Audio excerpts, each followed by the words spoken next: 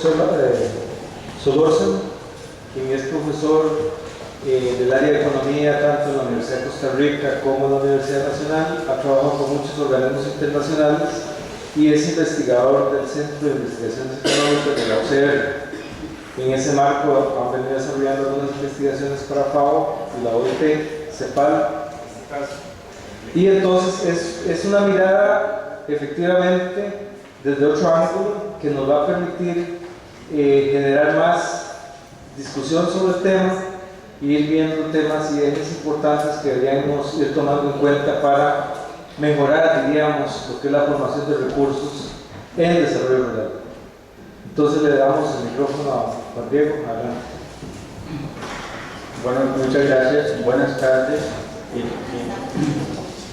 Como mencionó, voy a hacer una presentación de algunos de los resultados de una investigación regional que se hizo hace un par de años la OIT, la FAO, con la OIT y la CEPAL sobre la relación entre el mercado de trabajo y pobreza rural, y básicamente enfocar en términos de políticas sobre el mercado de trabajo.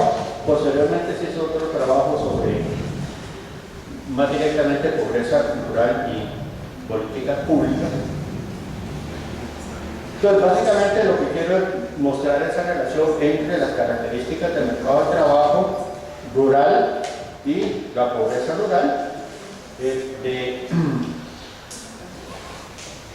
Ahí lo que usamos fue básicamente las encuestas de hogares, y entonces con las encuestas de hogares, al contrario de los censos que Rafael Ángel anduvo por acá, parece que ayer, que maneja el dato del censo, ahí lo que hicimos fue trabajar con 3 grupos de regiones: la región central, las regiones huertales y las regiones del Pacífico. Entonces, las regiones huertales son las más rurales.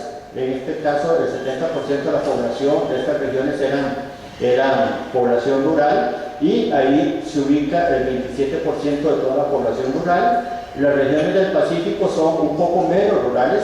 Ahí el 62% de su población era clasificada como rural, y ella tenía el 30% de la población, mientras que en la región central solo el 27% de la población era considerada rural, pero el 43% de todos los pobladores rurales está en la región central.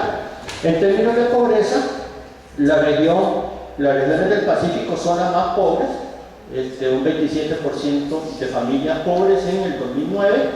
Las regiones huertales son menos pobres, un 19% de las familias rurales están en situación de pobreza, y los hogares residentes en zonas rurales de la región central son los menos pobres de todos, que es un 14%, incluso menos pobres que los residentes de zonas rurales de las regiones periféricas. Entonces ahí me parece importante hacer esa separación de las 3 regiones. Esto es con datos del 2009. Si uno ve los datos de los censos, uno ve cambios importantes en términos de las regiones. Uno ve, si uno ve la población total del censo del 2011, uno ve que en la región central, esta es la población total, pierde un poco de participación. Las regiones del Pacífico pierden un poco de participación, pese a que la población está creciendo, y lo que está aumentando son las regiones huertales y fundamentalmente la región norte. Si uno ve la población rural, uno lo que encuentra es que en la última década la población rural en términos absolutos se redujo un 25%. Eso implica pasar de un 41% de población rural que teníamos en el 2000 a solo un 27% según el último censo. Y esa reducción de la población rural es más marcada, como era de esperar, en la región central, pero en general se va reduciendo el peso relativo y absoluto de la población rural en todas las regiones, excepto en la región norte. La región norte aumenta del 10% de la población rural, de toda la población rural del país aumenta al 18, casi 19% de la población rural. Y entonces solo la región norte tiene un aumento en la población rural, en un proceso de urbanización, uno diría, de las regiones periféricas. A nosotros lo que nos interesaba era ver la relación, como decíamos, entre el mercado de trabajo y pobreza, mercado de trabajo rural y pobreza, y entonces en términos de mercado de trabajo, uno puede decir un par de cosas que son importantes en las zonas rurales. Primero, que es un mercado de trabajo muy bastante diversificado. ¿Qué significa eso? Bueno, que el sector primario, fundamentalmente el sector agrícola, solo representa el 29% de los ocupados. Hay otros sectores como servicios que tienen un 25% y comercio que tiene un peso similar, e incluso el sector secundario tiene un peso importante, ¿verdad? Si uno lo compara con las experiencias de otros países donde por lo menos el sector primario puede ser el 60% del empleo rural, en el caso de Costa Rica es un sector más diversificado. La otra característica, y eso es bastante diferente del resto de Centroamérica, la otra característica es que hay un predominio de las relaciones salariales, ¿verdad? Aquí tenemos que del total de ocupados en la zona rural, el 70% son asalariados. De nuevo, en otros países donde predomina el sector primario, el autoempleo es la forma típica de empleo a nivel nacional y sobre todo a nivel de las zonas urbanas. ¿Eso qué implica? Bueno, eso que implica es que, bueno, como hay una fuerte presencia de empleo asalariado, bueno, hay muchas políticas de mercado de trabajo, políticas activas de mercado de trabajo que pueden influenciar la situación de los trabajadores en el sector rural. Si uno ve alguna diferencia por zonas, las regiones rurales, uno lo que encuentra es que la región Huetar es a nivel nacional el 23% de los ocupados rurales están en el sector agrícola, eso son el 18%, la región central va aumentando y en las regiones rurales, que sería la zona norte y la zona atlántica, casi la mitad, ahí sí están en el sector agrícola. Sin embargo, el 71% es empleo asalariado, es decir, ahí tenemos actividades agrícolas con predominio del empleo asalariado, bueno, está el banano, está la piña, mientras que en el Pacífico Central la agricultura tiene un menor peso en la estructura del empleo, pero el autoempleo, la producción por cuenta propia es más importante en las regiones del Pacífico, mientras, como era de esperar, en la región central es mucho más diversificada y pesa más el empleo asalariado. La región central rural, en realidad es una la región central rural, en realidad hay mucho hogar ahí que puede estar residiendo en zonas rurales de la región central, pero básicamente están vinculados a empleos urbanos. La otra cosa, bueno, esas son las características del mercado. ¿Cuáles son las características de la pobreza? Bueno, las características de la pobreza rural, lo que nosotros teníamos, es el porcentaje de familias pobres, en rojo, rurales y urbanos. Lo que nosotros encontramos hasta el 2009 era que efectivamente la pobreza rural es más alta que en la zona urbana, pero se iban convergiendo, se iban aproximando. A partir del 2010, donde cambia la muestra de las encuestas de hogares, donde cambia la medición de los ingresos y donde cambia los parámetros de pobreza, otra vez la diferencia se vuelve a ampliar. Y en todo caso, lo que tiene es que en las zonas rurales siguen siendo más extensa la pobreza.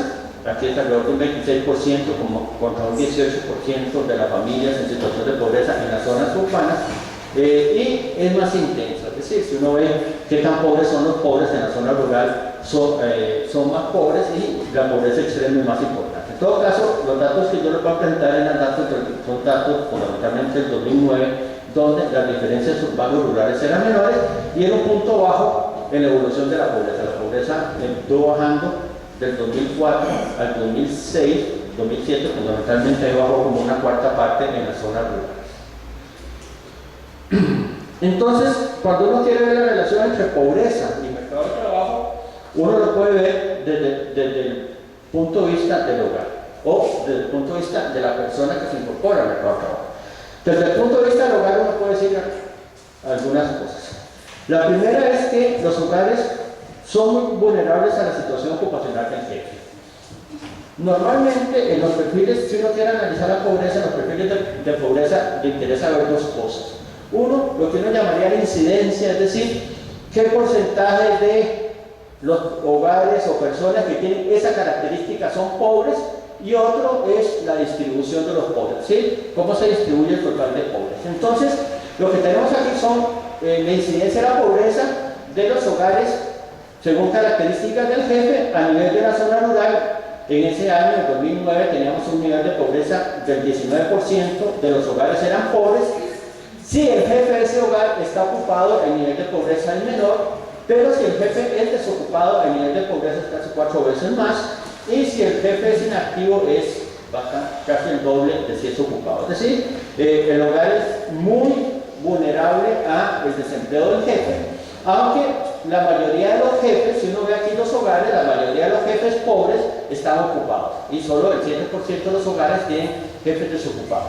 Pero lo que nos puede decir eso, la implicación de política en esa dirección, es que en periodos como el actual, donde el desempleo es bastante alto, uno debería tener programas prioritarios de generación de empleo, y en esos programas de generación de empleo uno debería darle una atención prioritaria a aquellos casos donde el jefe está sufriendo desempleo, porque en esos casos, aquí el 65% de los hogares rurales donde el jefe está desocupado son pobres, y entonces tiene una gran probabilidad de ser pobres.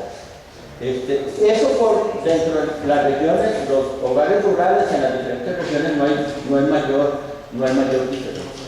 La otra cosa que uno puede decir desde el punto de vista de la relación entre el hogar y vinculado al mercado de trabajo y la pobreza es que la situación del hogar también depende del número de ocupados. Es decir, no solo el jefe no es el único responsable de generar ingresos, sino que la situación de los hogares, el bienestar de los hogares depende de cuántas personas tengan ingresos. Entonces aquí tenemos de nuevo la incidencia de la pobreza. 19% de los hogares eran rurales eran pobres.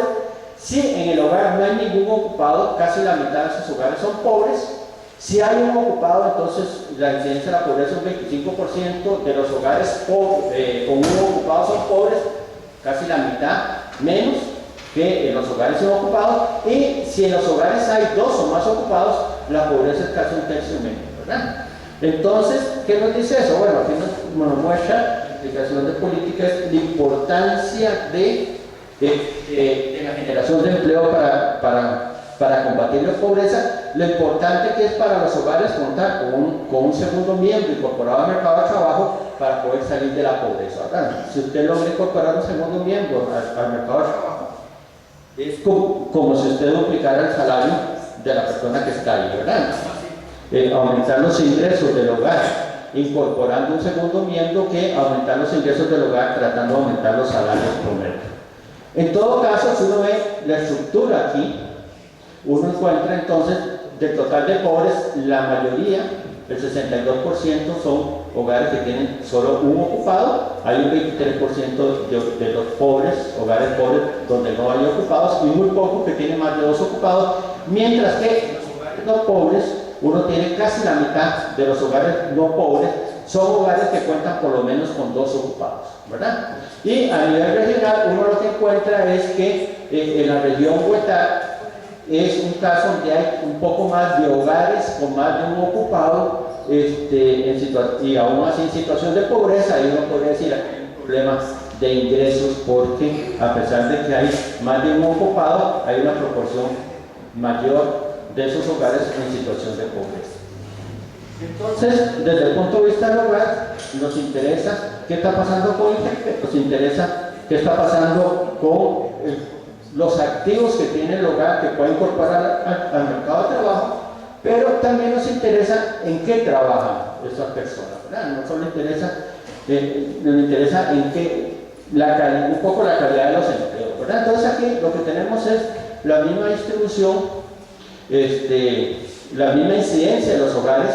19% de los hogares rurales son pobres, y entonces aquí tenemos hogares que decimos que no tienen vinculación con el mercado de trabajo. Estos serían hogares donde no hay ningún ocupado, pero tampoco tienen otras fuentes de ingreso.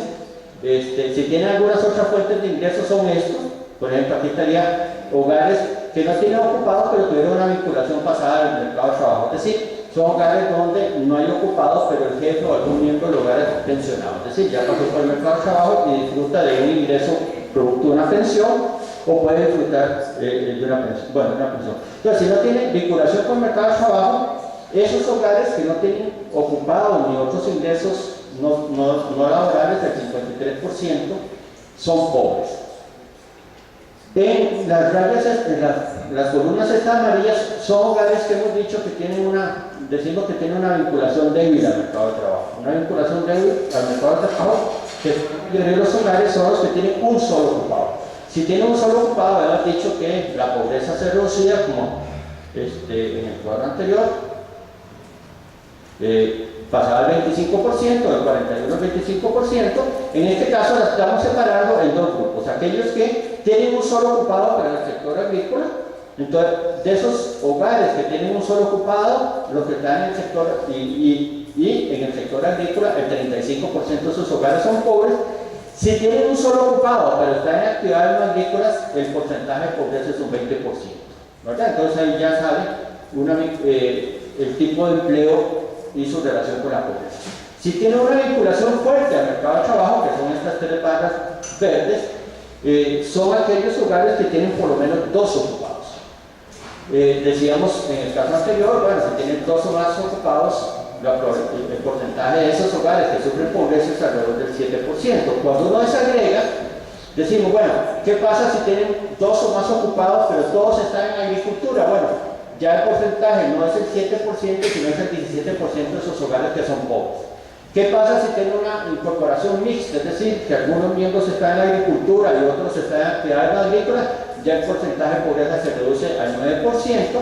¿Y qué pasa si está todo fuera de agricultura? Bueno, el porcentaje de pobreza es sobre el 3%, ¿verdad? Entonces ahí hay una referencia clara que la vinculación al sector agrícola no está generando los ingresos suficientes para sacar a la gente de la pobreza. Y si uno ve entonces la distribución acá de los pobres, lo que tenemos es que el 20% de los hogares pobres no tienen vinculación con el mercado de trabajo, tienen transferencias estatales, hay más del 65% que tienen una vinculación débil, y en términos parecidos provienen de gente que está en agricultura o gente que está fuera de la agricultura, y un porcentaje menor, como el 15%, son gente que tiene una vinculación fuerte pero siguen siendo pobres. Mientras que en los hogares no pobres, la mitad, ¿verdad? La mitad de esos hogares son hogares que tienen una vinculación fuerte con el mercado de trabajo o una vinculación pasada con el mercado de trabajo, es decir, son pensionados, y al ser pensionados significa que en los 30 años anteriores tuvieron un empleo formal, ¿verdad? Es decir, no era cualquier tipo de empleo.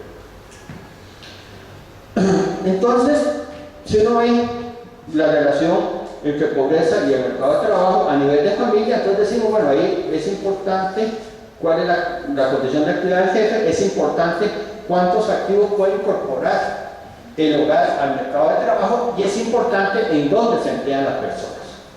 Aquí lo que vemos es, ya poniendo la atención no es en el hogar, sino en la persona. Y entonces vemos solo los ocupados y vemos algunas características de los puestos. Y entonces, lo que uno encuentra es que decíamos que en el mercado de trabajo rural, al igual que el urbano, hay mucho empleo asalariado. Por encima del 70% de los trabajadores son asalariados. Y entonces lo que uno encuentra es que entre los pobres dominan los asalariados, aunque el autoempleo es más vulnerable a sufrir pobreza. Entonces, entre los ocupados, uno coge sobre el grupo de ocupados y ve, bueno, cuáles de esos ocupados pertenecen a hogares pobres, y entonces uno encuentra que a nivel de las zonas rurales, sobre el 13% de los ocupados pertenecen a hogares pobres. Ese porcentaje de pobres entre los ocupados, vimos anteriormente que conforme tiene ocupados y tiene más ocupados es menos pobre. Entonces, cuando uno coge solo los ocupados, solo el 13% de las personas que tienen empleo pertenecen a un hogar pobre. Si esa persona es un cuenta propia, ese porcentaje de pobreza sube al 22%, casi se duplica. Si es un patrón o un empleador, o si es un asalariado, el porcentaje de pobreza es del 10%. Es decir, desde el punto de vista de la inserción al mercado de trabajo, el riesgo de pobreza es menor si usted tiene un empleo asalariado que si tiene un empleo por cuenta propia, ¿verdad? Si tiene un empleo por cuenta propia. Sin embargo, cuando uno ve la distribución de los ocupados pobres, uno encuentra que un poco más de la mitad de los ocupados pobres son asalariados. ¿Por qué? Bueno, porque Si bien es cierto, el riesgo de pobreza es menor, pero como el 75%, 72, 71% de todos los ocupados son asalariados, aunque el riesgo de ser pobre es menor, bueno, aportan una cuota mayor de pobres, ¿verdad? Aportan una cuota mayor de pobres, el 55% de los pobres son asalariados contra el 40% de los pobres que son trabajadores por cuenta propia. Eso sí muestra algunas diferencias regionales, como decíamos, en el Pacífico, en las regiones del Pacífico, el autoempleo es más importante, entonces ahí casi la mitad de los ocupados pobres son trabajadores por cuenta propia, mientras que en la región central y en la región Huetar, donde el empleo asalariado es más importante, el peso de los asalariados entre los pobres es importante. ¿Qué implicaciones tiene eso? Bueno, dos implicaciones. Por un lado, uno requiere políticas de apoyo productivo para los trabajadores por cuenta propia, y uno requiere políticas de mercado de trabajo para los asalariados, ¿verdad? Que son diferentes. Aquí son apoyo productivo y aquí es mejorar las condiciones del empleo. Cuando uno ve también, siguiendo con los ocupados, cuáles son las características de los puestos, uno lo que encuentra es que el sector primario es quien más aporta a la pobreza y el que más incidencia presenta, ¿verdad? Al contrario del anterior, que los asalariados tenían un menor riesgo de pobreza, pero eran la mitad de los pobres por su peso en el empleo rural. En este caso, el sector primario es el que tiene más riesgo de pobreza y el que aporta más pobres, ¿verdad? En términos del total de ocupados, a nivel de todos los ocupados de la zona rural, el 13% son pobres. A nivel de los que están en el sector primario, fundamentalmente agricultura, el 22% son pobres, casi el doble, y a nivel de asalariados el 10% era pobre y casi el 20% del sector primario son pobres. Eso lo que hace es que la mitad de los pobres ocupados en situación de pobreza están en el sector primario, y el otro grupo importante va a ser los de comercio. En los otros sectores, si son ocupados, básicamente el nivel de pobreza es 8, 9, 10, es decir, promedio es 9, si son ocupados, y si son asalariados son 7%.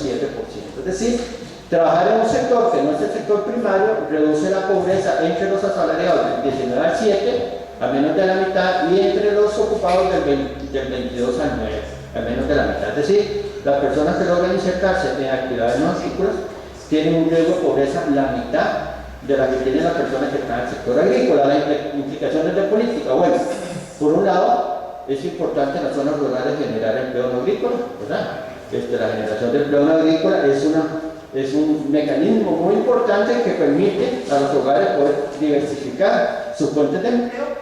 Pero la otra cosa es, bueno, ¿qué hacemos aquí con el sector agrícola? ¿No? ¿Cómo hacemos para mejorar los ingresos de las personas que están en el sector agrícola, ¿verdad? Entonces ahí requiere política específica para el sector agrícola en términos de aumentar la productividad y el valor agregado de la producción agrícola, y que ese aumento de la productividad y el valor agregado del sector agrícola se transforme en mejores condiciones de ingreso para los trabajadores. Siguiendo con los ocupados, uno puede ver algunas características de las personas, de quiénes son los ocupados.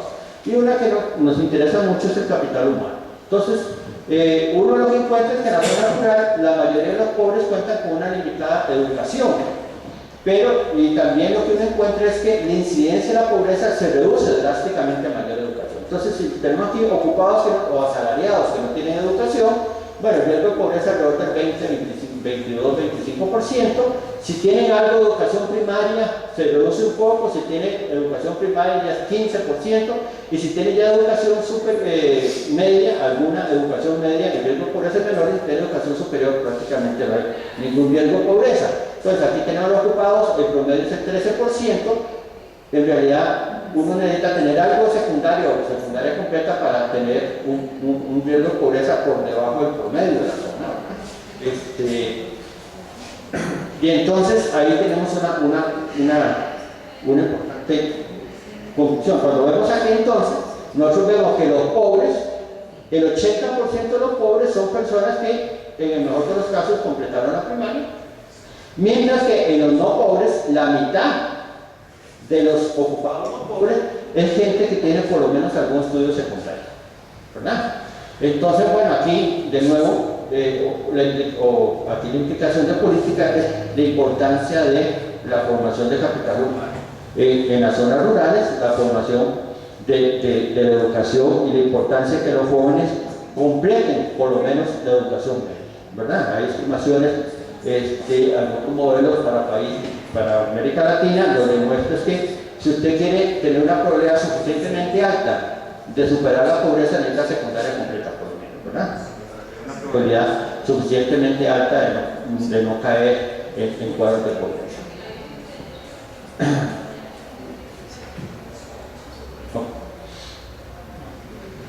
Entonces, bueno, las características del profesor lo que nos interesaba es esa cosa.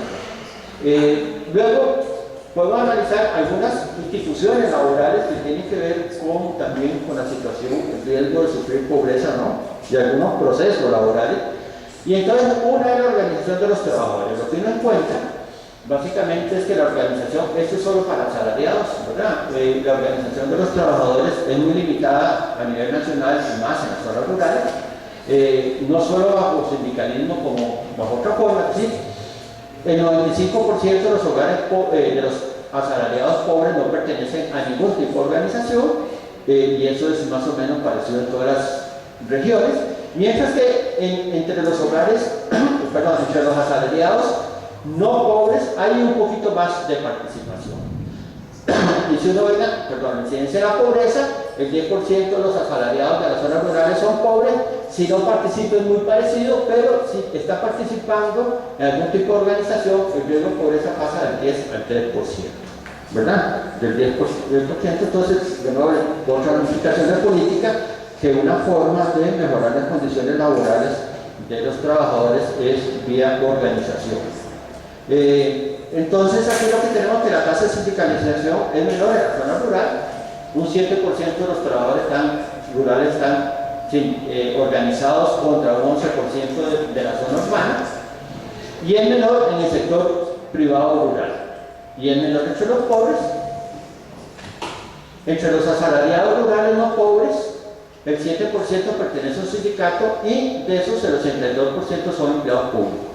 Mientras que entre los asalariados rurales pobres, menos del 3% pertenece a un sindicato, y la mayoría son sindicatos en empresas privadas, ¿verdad? La afiliación a asociaciones solaristas es mayor en la zona rural que en los sindicatos, es mayor a nivel del país también en su conjunto, y básicamente está más extendida en la zona rural, en las empresas privadas. Esto implica una limitada extensión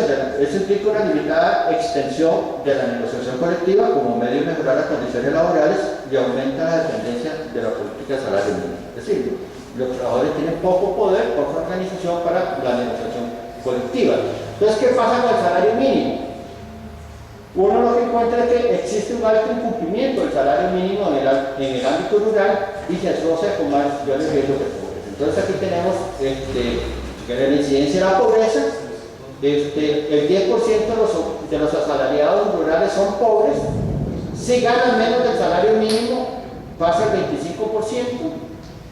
Entonces el riesgo de pobreza más que se duplica. Si gana alrededor del salario mínimo, tiene un riesgo de pobreza como el promedio, pero los que ganan por encima del salario mínimo, el riesgo de pobreza es muy bajo, sobre el 4 o 3% de los trabajadores que ganan por debajo del salario mínimo específico de su ocupación o por debajo del salario mínimo de protección sufren de pobreza.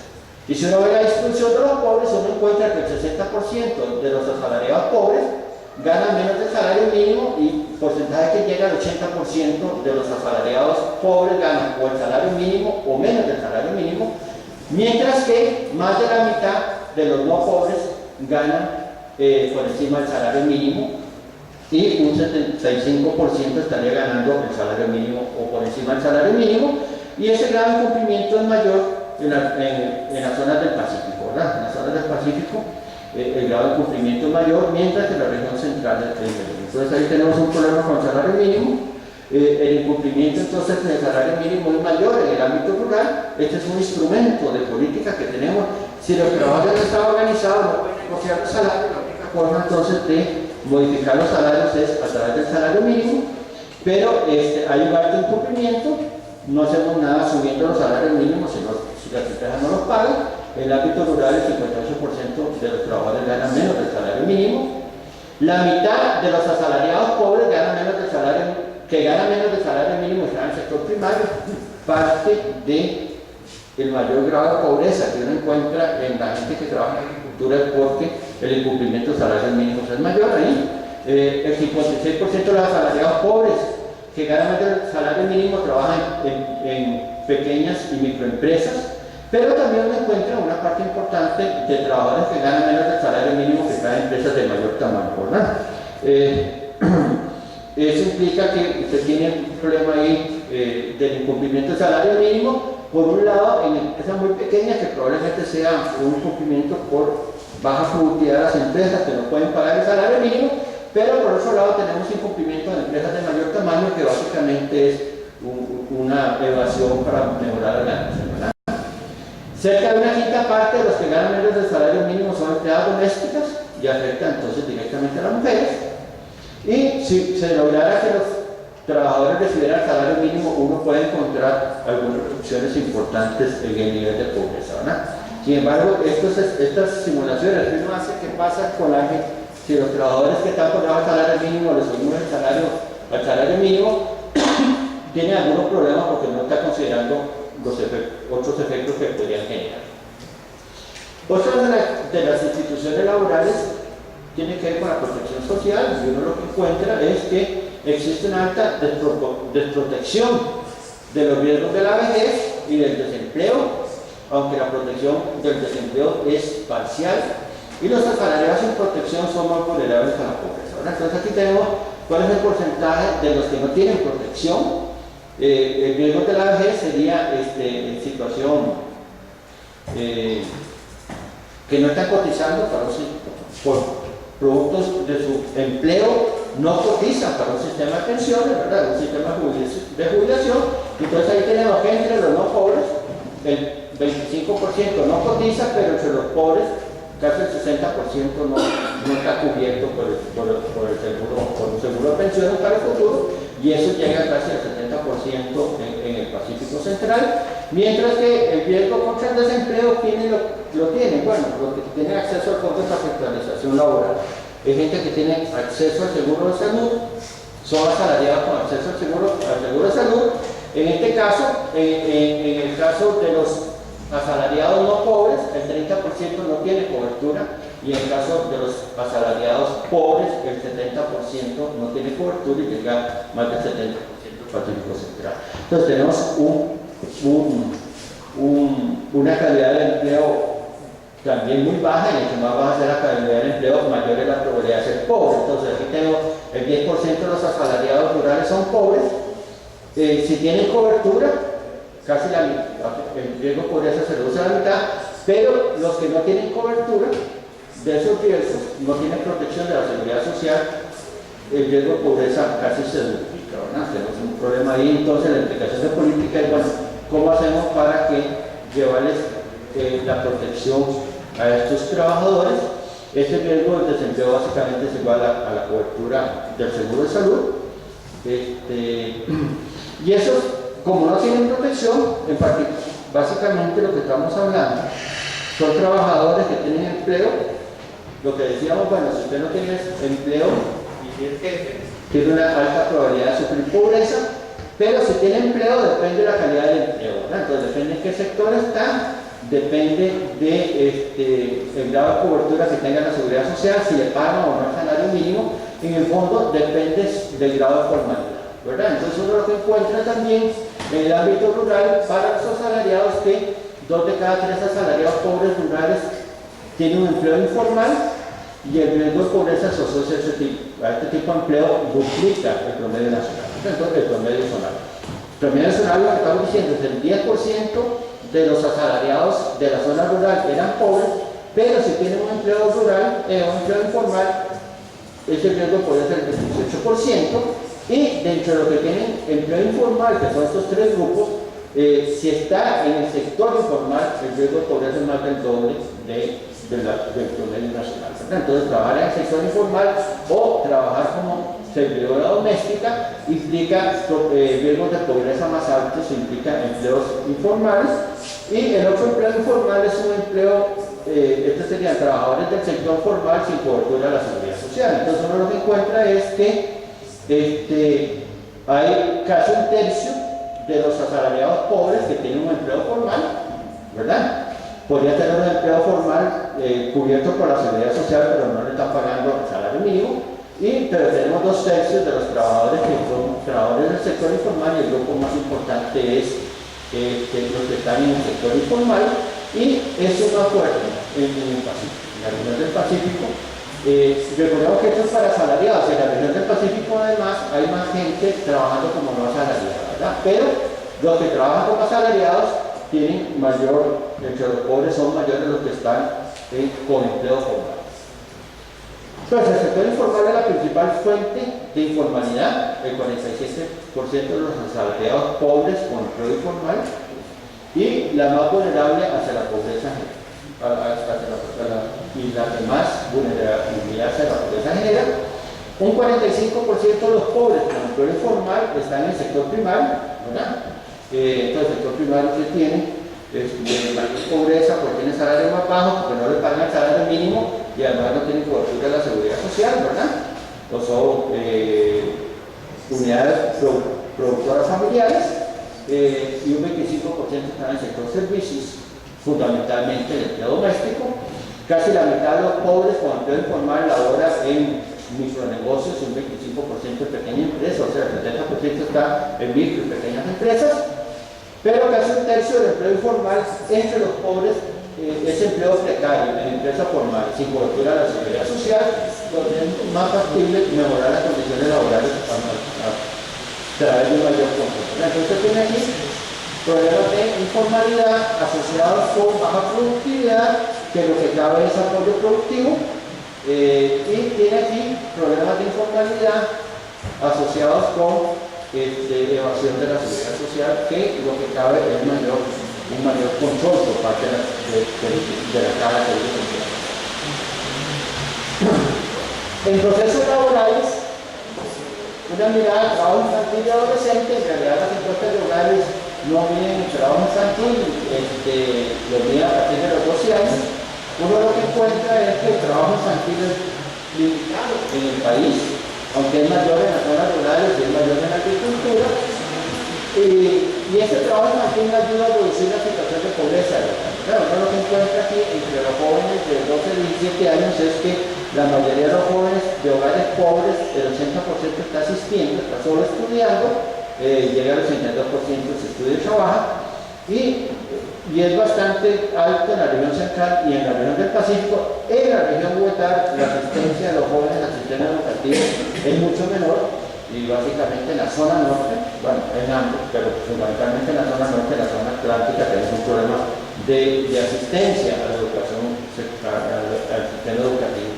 Y uno encuentra, bueno, finalmente el 29% de los jóvenes pertenece a hogares pobres, de hecho son adolescentes. Si trabajan, reduce el porcentaje de pobreza, pero esta es una reducción temporal, porque esa reducción temporal, que es el problema del trabajo infantil, que es uno de los problemas del trabajo infantil, se reduce la probabilidad de pobreza en el hogar, pero a costa de que este joven no adquiere capital humano para superar los umbrales de pobreza en el futuro, ¿verdad? Entonces, finalmente va a reproducir la pobreza de una generación a otra, ¿verdad? Bueno, aquí entonces es importante cómo mantenerlos en el sistema educativo. Aquí nada más lo que tenemos que estar asistiendo, no sabemos qué está asistiendo. Si uno ve dónde está asistiendo, tenemos muchos jóvenes aquí todavía asistiendo a la escuela, ¿verdad? Están asistiendo, pero con un gran rezago, que todavía no han completado la primaria, y entonces probablemente muchos de estos jóvenes no logran completar la secundaria, que es lo que el mercado de trabajo después va a demandar. Entonces, en el caso del trabajo infantil, los adolescentes de 12 a 17 años muestran una alta tasa de asistencia, el 82% está asistiendo al sistema escolar, independiente de dónde, y participa poco, solo el 9% de esos que participan tienen un alto desempleo. Eso en ese momento, en 2009, eran 24.000 adolescentes, que aparecían ocupados, mayoritariamente como asalariados, y esa asistencia escolar ha aumentado, ¿verdad? Pasó del 66% del 2013 al 82% del 2009, es decir, en la última década ha habido un aumento importante en la tasa de asistencia al sistema educativo por parte de los jóvenes. Y la mitad de los que estaban asistiendo en 2009 estaban recibiendo avancemos, ¿verdad? Hacer la transferencia monetaria condicionada, el incentivo para mantenerse asistiendo.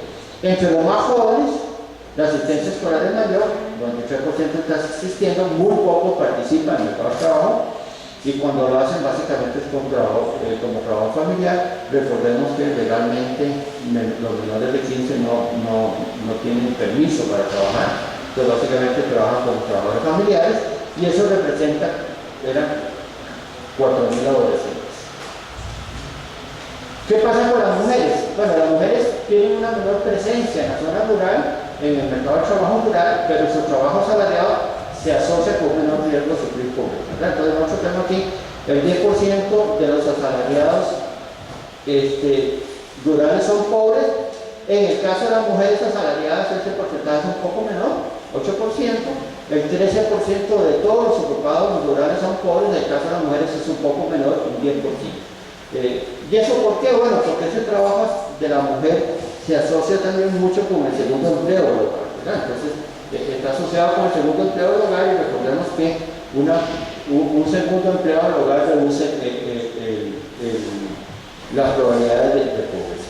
No obstante, entre los hogares pobres, el 25% de los ocupados son mujeres. Es decir, el hecho de que la mujer trabaje aumenta o reduce la probabilidad de ser pobre, pero no la elimina totalmente, depende de qué trabaje, depende de cómo se incorpora al mercado de trabajo. Y uno lo que encuentra es que la participación laboral de las mujeres es menor en el ámbito rural y menor entre los hogares pobres. Y básicamente, ¿por qué? Por problemas de educación, por problemas de cuidado y problemas de demanda. Estamos en las zonas rurales, ¿verdad? Las zonas rurales, aunque el mercado de trabajo se ha diversificado, sigue teniendo menos extensión los servicios, y 2 de cada 3 mujeres rurales no pobres tienen un empleo formal, es decir, no solo participan en el mercado de trabajo, sino participan en un empleo de mejor calidad, y entonces eso hace que los hogares sean no pobres, mientras que el 78% de las mujeres asalariadas que trabajan y que pertenecen a un hogar pobre trabajan en un empleo informal. Entonces, también depende de la inserción de la mujer al mercado de trabajo. Es un instrumento, es un mecanismo que permite mejorar la condición de ingreso de los hogares, pero depende del tipo de empleo, ¿verdad? Si el empleo es cuenta propia a tiempo parcial, básicamente los ingresos que va a aportar adicionalmente no va a permitir que el grupo familiar salga a la pobreza. Y la mitad de esas mujeres asalariadas pobres rurales trabajan como servicio doméstico, y solo el 20% trabaja en la agricultura. Es decir, el empleo agrícola, digamos, hay más pobreza en el empleo agrícola, pero el empleo de las mujeres en actividades agrícolas es mucho más bajo. Una cuarta parte de las asalariadas rurales trabajan en empresas pequeñas, medianas o grandes, pero se corresponde tanto empleo precario como joven. Es decir, también hay 78% de las mujeres que trabajan como asalariadas siguen siendo pobres. Hay un porcentaje adicional que están en empleos no formales. En empleos formales, entonces hay un problema de cumplimiento del salario mínimo, entre otras cosas. Una cosa que es muy característica del empleo rural, ¿verdad? Más que el empleo urbano, es el empleo temporal, y básicamente el empleo vinculado con las cosechas agrícolas. En este caso, del empleo temporal, las encuestas locales no preguntan por el empleo temporal. Además, las encuestas locales se realizan en julio de cada año, que es un periodo donde el empleo temporal no es importante tampoco, no es una época de cosecha, ¿verdad? Importante casi en ningún producto, de manera que el empleo temporal no se capta adecuadamente. En el encuesta lo que le pregunta es si usted tiene un empleo permanente o no, y uno lo que tiene es que si el 10% de los asalariados son pobres, si tiene un empleo que lo realizó todo el año, el porcentaje es menor, 8% serían pobres, mientras que si el empleo ocasional o estacional, ¿verdad? El estacional sí estaría más vinculado con el empleo temporal, el riesgo por eso es más del doble, ¿verdad? El riesgo por eso es más el doble, pero de todos modos la mayoría de los pobres, asalariados pobres, porque tenemos hogares pobres, tienen un empleo digamos, permanente, que lo realizó todo el año, pero hay un porcentaje importante de empleo ocasional acá, ¿verdad? Sobre todo, de nuevo, en la zona del Pacífico, donde los asalariados son menos frecuentes, pero dentro de los asalariados hay un porcentaje importante de asalariados pobres que lo que tienen es un empleo ocasional, ¿verdad? Un empleo ocasional, probablemente en la parte del Pacífico vinculada ahí con el turismo, ¿verdad? Y por último, digamos, algo sobre trabajo migrante también, que es importante. De nuevo, al igual que el trabajo temporal, las encuestas de lugares no miden bien inmigración, sobre todo la inmigración irregular, ¿verdad? Las encuestas no la captan, y sobre todo la migración irregular temporal, de la gente que viene por las cosechas, ¿verdad? Eso no entra dentro de la encuesta de hogares porque no residen permanentemente en hogares individuales, que es la unidad de museo. Sin embargo, los pocos datos que hay muestran una mayor vulnerabilidad entre los que nacieron fuera de Centroamérica, especialmente en Nicaragua. Aquí lo que tenemos dos de nación, cuando llegó al país, y entonces, bueno, el 10% de los asalariados rurales están en situación de pobreza, básicamente lo mismo que lo que nacieron en el país, pero si nacieron en Centroamérica, ese riesgo por ese caso es el doble, en todo caso, y si nacen en otro país, ¿verdad? Los colombianos o los gringos, básicamente no tienen problemas de pobreza. Entonces, dentro de los hogares pobres, un 78% son residentes, ¿verdad? Nativos del país, y hay un 22% que nacieron en Centroamérica, en el resto de Centroamérica, y eso es más importante, como era de esperar en las regiones huetales, llega al 34%, aunque el Pacífico, si uno estuviera ahí en Guanacaste, también sería importante, si hubiéramos separado Guanacaste, pero también. Entonces, bueno, ahí tenemos también un elemento de vulnerabilidad en términos de los trabajadores, que son los trabajadores migrantes, ¿verdad? Los trabajadores migrantes que van a tener más frecuentemente, no les van a pagar el salario mínimo, más frecuentemente no tienen puestos de seguridad social, ¿verdad? Sobre todo si su situación migratoria es irregular. Entonces, como para concluir algunas resumen de implicaciones de políticas, es importante ampliar la formación de capacidades, ¿verdad? De la gente. Sabemos que a mayor capital humano, menor riesgo de pobreza, tiene mayor probabilidad de conseguir empleos de mejor calidad, y entonces ahí es importante la secundaria, pero es importante la secundaria no solo en términos de las transferencias condicionadas como avancemos, esas son útiles para que la gente se mantenga, pero no me garantizan que logre completar la secundaria. Lo que es importante es cómo hacer para que ese 80% de jóvenes que están en el sistema educativo logren completar la secundaria. Actualmente solo la mitad de los jóvenes completan la secundaria, y si uno ve los jóvenes de los hogares pobres, menos del 10% de los jóvenes de hogares pobres logran completar secundaria. Entonces está reproduciendo el ciclo de pobreza, y ahí hay que hacer más que darle dinero a la gente, ¿verdad? Hay que transformar la oferta educativa para hacerla atractiva, pero además tenemos un montón de jóvenes que ya salieron del sistema educativo sin completar la secundaria y están condenados a una inserción precaria al mercado de trabajo, y eso solo puede hacerse con capacitación, ¿verdad? Y después tenemos el caso de las mujeres que también ya salieron del mercado de trabajo y además de la baja educación tienen problemas de cuidado, y también se requiere capacitarlas y darles las oportunidades para incorporarse al mercado de trabajo. Entonces, por un lado hay que trabajar en el ámbito de crear capacidades, pero por otro lado hay que generar oportunidades laborales. Ya es lo que decíamos, es importante la diversificación del empleo, del mercado de trabajo, es importante la creación de empleo, por un lado, asalariado en general, porque sabemos que el empleo asalariado es de mejor calidad que el empleo no asalariado. Es importante la creación de empleo asalariado no agrícola, porque sabemos que el empleo asalariado no agrícola es de mejor calidad que el empleo asalariado agrícola, pero también hay que trabajar en mejorar las condiciones de empleo, condiciones laborales de los asalariados agrícolas. ¿verdad? Entonces aquí, ¿qué es lo que hay que hacer? Bueno, aquí son las políticas de inversión pública, ¿verdad? Infraestructura física y social, y incentivos para llevar inversión privada a esa zona, ¿verdad?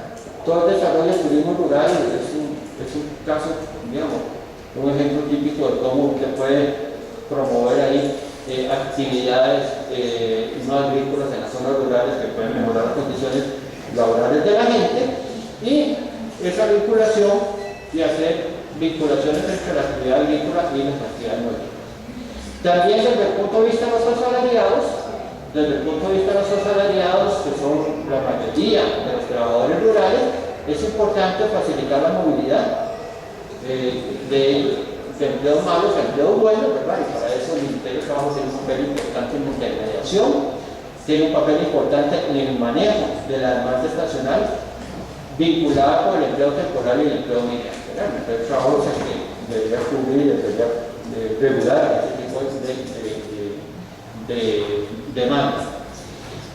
Por otro lado, además hacemos que la gente tenga empleos, y son empleos donde no se cumplen los salarios mínimos, hay que aumentar los salarios.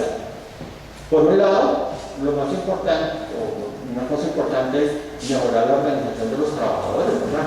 Hacer que los salarios se negocien a nivel de las unidades productivas y en forma que los trabajadores tengan algún tipo de poder organizado.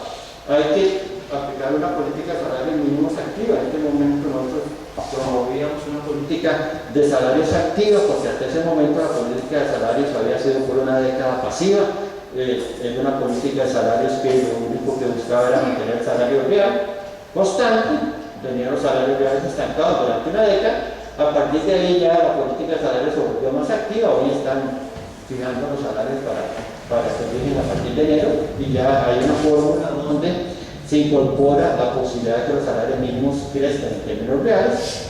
Y para los no asalariados es muy importante la política de apoyo productivo, ¿verdad? Pero estas políticas de apoyo productivo deben ir acompañadas de cláusulas de responsabilidad laboral. Lo que tiene en cuenta es que los empleadores, ¿verdad?, que sean microempresarios, en general son menos pobres que prestan, ¿verdad? Entonces no hacemos nada con que la política productiva de apoyo productivo mejore las condiciones de ingresos de los empleadores, sino tenemos algunas cláusulas de que eso se traduzca también en condiciones mejoras en las condiciones laborales de sus trabajadores, ¿verdad? Entonces vamos a decir, bueno, usted no le está pagando el salario mínimo porque su productividad es muy baja, le vamos a mejorar la productividad, pero paga el salario mínimo, ¿verdad? No le vamos a mejorar la productividad de toda la ganancia adicional simplemente lo que le quiera a usted, sino que mejora le paga el salario mínimo y lo asegura, ¿verdad? Y luego hay que ampliar la protección social de los trabajadores. Tenemos no solo los temporales y los desempleados que están desprotegidos, sino que hay un porcentaje muy grande de trabajadores rurales que no están protegidos, ¿verdad? Entonces ahí hay que ampliar la protección social de los trabajadores, y ese es otro tema de política pública. Bueno, muchas gracias.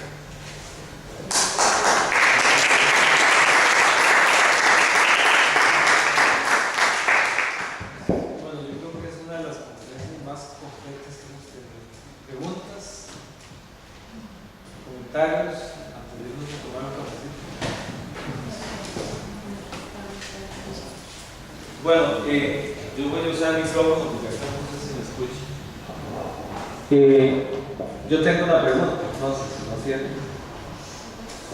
Don Juan Diego, hay una gran discusión, por ejemplo, que efectivamente aquí hay una combinación de políticas públicas universales con políticas locales para mejorar la situación. Parece ser efectivamente que la educación pública está en el marco de una política universal de los años 60, hoy día como que ha perdido el sentido. Estamos muy interesados en llevar a los muchachos a un examen final de bachillerato para ingresar a las universidades, y estamos pensando muy poco en que más bien debería ser como una opción opcional, porque no todo el que sale con el bachillerato va a ingresar a la universidad. El examen de bachillerato, quien lo pierde muchas veces es la mayoría, o un porcentaje muy importante, pero lo que se ve es que realmente son muy pocos de los que lo ganan los que van a ir a universidades públicas y algunos de ellos van a universidades privadas. Entonces, pensando en esto, ¿cree conveniente entrarle a esa política universal, definir más prioridades hacia salidas técnicas que no incluyen ese examen? ¿O ahí cuál ha sido como la reflexión de fondo que han hecho ustedes que le han dedicado tiempo? Sí, gracias. Yo creo que hay varias cosas. Primero, con la educación pública hemos tenido un sesgo hacia el acceso y no hacia el logro, ¿verdad? Entonces, ponemos mucha atención hacia el 80% está asistiendo, no importa dónde está asistiendo, pero cuando vemos quién termina secundaria, encontramos que en el mejor de los casos la mitad termina secundaria. Entonces tenemos un problema ahí de que la gente no termina secundaria. Y cuando vamos al mercado de trabajo, ¿qué pasa con los ingresos? Uno los encuentra que el mercado de trabajo, en realidad, para tener posibilidad de un una calidad necesita tener secundaria. Entonces, esto nos genera una trampa de pobreza para los pobres. Porque decíamos, bueno, la mitad de los jóvenes, pobres y no pobres, no completan primaria, secundaria. ¿Verdad? En otros países el 80%, 90% completa. Es una vergüenza. Somos de los países con menos logros secundarios en toda América Latina. ¿Verdad? A pesar de que nos apreciamos de que tenemos un sistema educativo bastante. Entonces, tenemos un sistema educativo que resolvió el acceso, pero no el logro. Entonces, ahí tenemos una demanda, tenemos un desafío. Entonces, si la mitad no completa secundaria, uno lo que encuentra es que entre los pobres menos del 10% completa secundaria. Entonces, eso genera una trampa de pobreza, porque los padres de los hogares pobres dicen, bueno, para que mi hijo estudie secundaria tengo que hacer un sacrificio muy fuerte. El sacrificio muy fuerte es lo que él me puede generar de ingresos. Estoy en una situación donde mis ingresos son insuficientes para satisfacer unas necesidades, ¿verdad?, más básicas. Entonces, sacrifico un ingreso adicional manteniendo al joven en la escuela. Pero la probabilidad de que termine la secundaria es muy baja, de manera que es una inversión que es muy probable que no sea exitosa. Porque si el joven termina en tercero, cuarto, o casi en quinto, el mercado no le va a reconocer eso. ¿Verdad? El mercado le reconoce si está graduado o no está graduado. Y entonces eso hace que los padres de hogares pobres, aunque sepan que si su hijo completa la secundaria es una buena inversión porque hagan tendría un ingreso, una inserción mejor en el mercado de trabajo, en general no hacen inversión. No hacen inversión porque es muy riesgosa y la probabilidad de que pierda la inversión es muy alta. Entonces genera una trampa de pobreza porque el joven termina con la misma educación de los padres y reproduce el hogar, la pobreza del hogar. Por otro lado, si completa la secundaria, tenemos el problema ese, ¿verdad? Tenemos una secundaria vinculada, dirigida a seguir estudios universitarios y no a seguir estudios técnicos. Y no tenemos ofertas de servicios técnicos, ¿verdad? Si no está Lina ahí, algunas cosas que financia Lina, no hay otras cosas que hacer, ¿verdad? Entonces ahí yo creo que hay un problema muy importante porque tenemos un sistema pensado como el destino final de la universidad y eso no genera oportunidades. Hasta ahora más o menos ha funcionado por su poca gente completa secundaria. Pero realmente la gente que completa secundaria puede seguir por universidades, pero la educación secundaria primero tiene una oferta pequeña en técnica, ¿verdad? Yo creo que más o menos como el 20% de la secundaria es técnica, ¿verdad?, con respecto a la académica. Y los estudios también muestran que la gente que sale de secundaria técnica tiene una mejor inserción al mercado de trabajo que sale de secundaria académica, mientras que países como Alemania el 80% de los que salen de secundaria técnica, ¿verdad?, contra solo un 20% de secundaria académica. Pero tenemos ese problema y tenemos el problema que no hay una oferta de formación de técnicos medios suficientemente amplia para que la gente pueda acceder a eso. Entonces ahí tenemos un problema importante. Muchas gracias, don Fernando. Una pregunta antes de eso, sería interesante preguntarle, porque ya que está aquí, es una gran oportunidad. Se ha pensado un poco en la calidad del empleo que se genera y en la situación que genera, digamos, por ejemplo, la economía social como sector. Aquí hay muchos cooperativistas, entonces dentro de las estadísticas como que no hubo una definición muy, pero yo sé que, digamos, ya ustedes han dado una vuelta por ahí, tienen alguna información, entonces sería interesante ver, digamos, cuál es la diferencia entre, digamos, el empleo que generan las transnacionales, en piña, banana, y el sector social, digamos, ubicado en la agricultura, que está bajo menos palma aceitera, también banano, caña, no sé cuál otro. Don Fernando, se pregunta para cerrar ahí. Café también. El día de ayer, un conferencista dijo que este país no tiene política de empleo.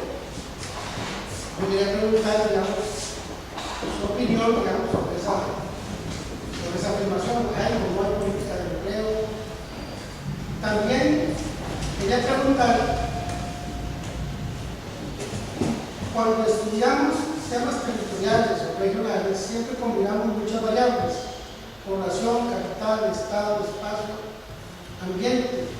Hacemos síntesis para hacer propuestas. Cuando se plantea aquí política pública, es como cargar muchas de las responsabilidades al Estado, a los gobiernos, para que hagan política pública. Pero el Estado cada vez está más debilitado, menos recursos, no hay dinero, hay crisis fiscal. Entonces, ¿por qué no aparece mucho en las políticas el tema del sector privado y el papel que juega en la generación de empleo? Porque pareciera ser que el tema se trata de una perspectiva social muy fuerte y realmente es con algunas estrategias o con algunas políticas que vienen del sector privado, muchas de las cuales posiblemente ni siquiera pasan por el gobierno, porque el gobierno no quiere hacer regular mucho de esto. Nos quedamos con mucha demanda al gobierno que no está respondiendo en muchos aspectos.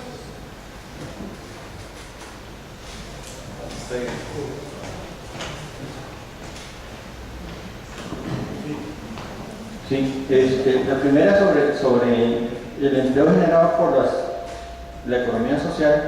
En realidad las estadísticas no me permiten llegar a ese nivel, ¿verdad?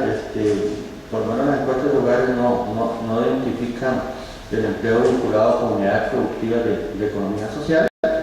En algún momento, en algún lado aparece si pertenece a alguna cooperativa, pero uno no sabe, por lo menos en la encuesta de hogares no está, en muchos países aparece eso, pero uno no sabe exactamente qué es eso, ¿verdad? Si es un empleado de una cooperativa o si es un miembro de una cooperativa, qué es. Y en general aparece cantidades muy pequeñas para que a partir de una encuesta de hogares uno pueda decir alguna cosa. Sobre política nacional de empleo no existe, ¿verdad? No hay una política nacional de empleo.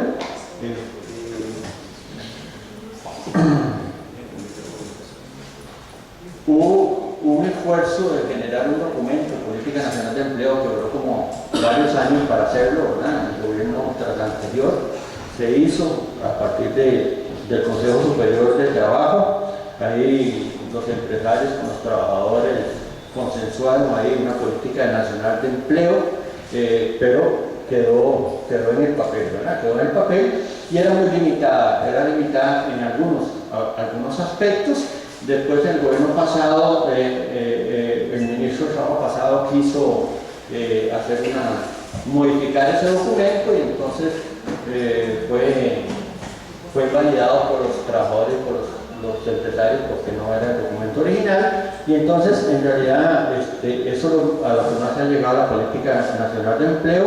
Lo que existe son esfuerzos parciales, por ejemplo, el salario mínimo, hay un esfuerzo importante por modificar la política de empleo. En intermediación del trabajo hay algunos esfuerzos por llegar a modernizar el sistema de intermediación con el INAH y el Ministerio de Educación y con el Ministerio de Trabajo. Y en términos de capacitación, estamos como abandonados, ¿verdad? Es un poco lo que Lina decía, el presidente ejecutivo en el momento que Lina decide qué es lo que hay que hacer, eso es lo que se hace, ¿verdad? Entonces no existe. Y en política pasiva del mercado, básicamente, protección al desempleo no existe, ¿verdad? Se creó la ley de protección del trabajador en el 2000, que crea el Fondo de Capitalización Laboral, pero es un fondo que uno podría transformarlo en seguro de desempleo, no se ha incorporado, y hay una reforma a los riesgos del trabajo en esa época, a los riesgos de la vejez, pero están los trabajadores independientes fuera del sistema. Entonces no existe una política nacional de empleo, y no existe, lo que es más serio, aunque ahora se está hablando, no existe el empleo como objetivo de la política económica, que es lo que uno puede decir, ¿verdad? Uno podría tener políticas de empleo, políticas económicas con objetivos de empleo y política más laboral, ¿verdad? Que tienen esas intervenciones que están dentro del Ministerio de Trabajo. No ha existido, en las últimas 2 décadas, uno podría decir, no ha existido el empleo como objetivo de la política económica, ¿verdad? Entonces eso es un problema importante, ¿verdad? Porque entonces el énfasis ha estado en mantener ciertos equilibrios macro y más bien dejando que el sector privado sea el que tome las decisiones. En términos de políticas públicas, yo creo que hay cosas que puede hacer el Estado, y una de las cosas, sobre todo en la generación de empleo, el papel del Estado, un poco lo que decíamos ahí, en la creación de capacidad, de oportunidades. El Estado puede tener una función importante, mediadora y creando las condiciones, ¿verdad? Entonces, en el ámbito rural, la inversión pública en infraestructura, ¿verdad? El eterno problema de las carreteras que tenemos nosotros, ¿verdad? Y en infraestructura física y en infraestructura social, es muy importante para viabilizar o hacer rentable inversiones privadas, ¿verdad? Entonces el Estado lo que puede hacer ahí es promover la inversión privada a partir de facilitar, dando las condiciones con inversión pública. Pero no hemos tenido ninguna holgura fiscal más que un par de años ahí, entonces la inversión pública ha sido muy deficiente. El Estado también puede facilitar la inversión privada a partir de ciertos incentivos, pero como no ha existido el empleo como objetivo de la política económica, esos incentivos se han generado o se han otorgado sin tener en cuenta el empleo, ¿verdad? Entonces, fundamentalmente, todos los incentivos para promover el turismo, ¿verdad? Era igual. Desde el punto de vista de la política estatal, lo que le interesaba era atracción de inversión extranjera y creación de infraestructura hotelera, ¿verdad? Entonces usted podía, con los mismos incentivos, crear los enclaves turísticos que hay en Guanacaste o crear desarrollos turísticos como La Fortuna, ¿verdad? Si hubiera un objetivo de empleo, probablemente el Estado hubiera promovido desarrollos turísticos como La Fortuna. Pero sin embargo, como el empleo no era el objetivo era generación de divisas, entonces los incentivos se dirigieron a facilitar la llegada de hoteles transnacionales, ¿verdad?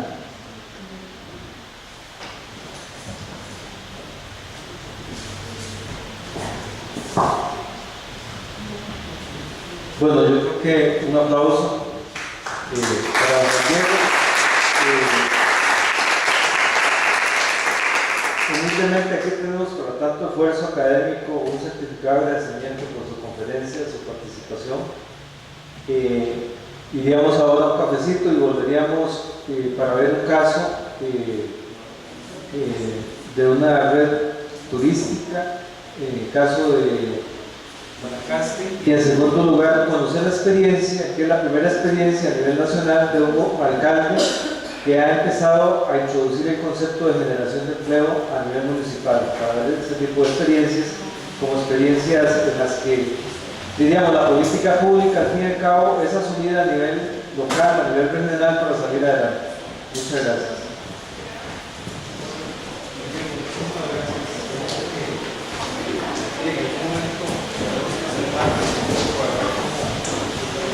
Continuar revisando esto.